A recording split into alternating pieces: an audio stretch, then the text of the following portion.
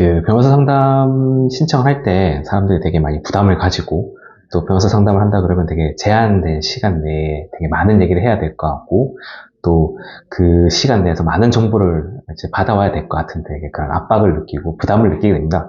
근데 사실 그렇게 압박을 느낄 필요가 없는 게 변호사분들은 그 의뢰인들의 편에서 의뢰인분들의 얘기를 이제 집중해서 듣고 그분들의 얘기를 분석해서 이제 법리를 도출해내는 이제 업무를 하는 게 주된 업무이기 때문에 그 상담 자체가 주요 업무의 하나라고 볼 수가 있습니다.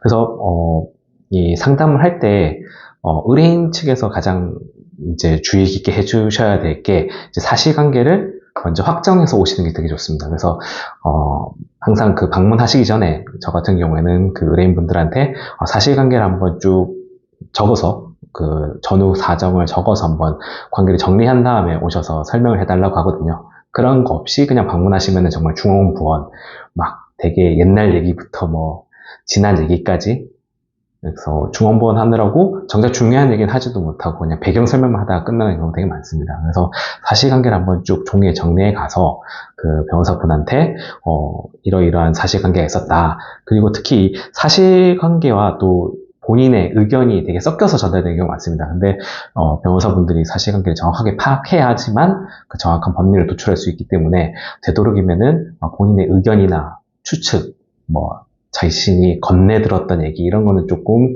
자제해 주시고 본인이 정확히 알고 있는 사실 위주로 혹시 증거가 있다면은 증거 위주로 말씀해 주시는 게 변호사분들이 사실관계를 파악하는 데 매우 좋습니다.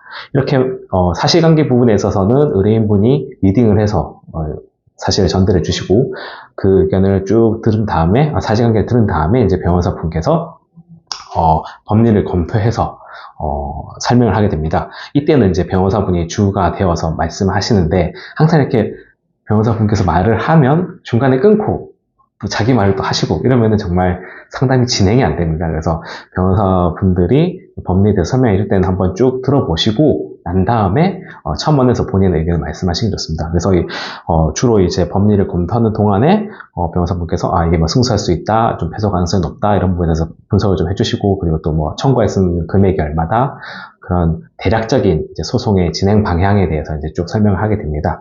근데 이게 본인이 생각했던 것과는 많이 다른 방향의 답이 나올 수 있습니다. 왜냐하면 일반인이 생각하는 이런 법의 그런 내용과 그 법률 전문가가 생각하는 또 법의 내용이 다르기 때문에 생각보다 내가 생각했던 것보다 되게 작은 금액을 청구할 수 있네 라고 생각하는 경우도 되게 많고 내가 생각할 때는 이거는 문제가 되기 때문에 소송이 가능한 게 아니었나 하지만 변호사분들이 분석하기에는 이거는 소송으로 진행하기에는 조금 무리가 있는 사건입니다 라고 말씀드리는 경우도 많습니다. 그래서 결론적으로는 그 의뢰인분께서는 방문 전에 사실관계를 정리해서 되도록이면 종이에 정리해서 오시는 게 좋고 그 다음에 상담이 진행되는 동안에는 본인이 사실관계를 전달한 다음 변호사분께서 이제 법리 검토를 하시는 동안에는 웬만하면 끝까지 들으시고 난 다음에 본인의 의견을 말씀해 주시는 게 원활한 상담 진행에 도움이 됩니다. 이렇게 그 상담을 진행해 보면은 소위 말하는 우리가 그 변호사와 그 의뢰인분의 궁합이 맞는지 안 맞는지가 잘 드러나게 됩니다. 그래서 이제 원활한 상담 진행 후 이분과는 내가 소송을 진행할 수 있을 것 같다라는 이제 감이 오시면 이제 수임 계약을 체결하고 소송을 진행하시면 되겠습니다. 변박?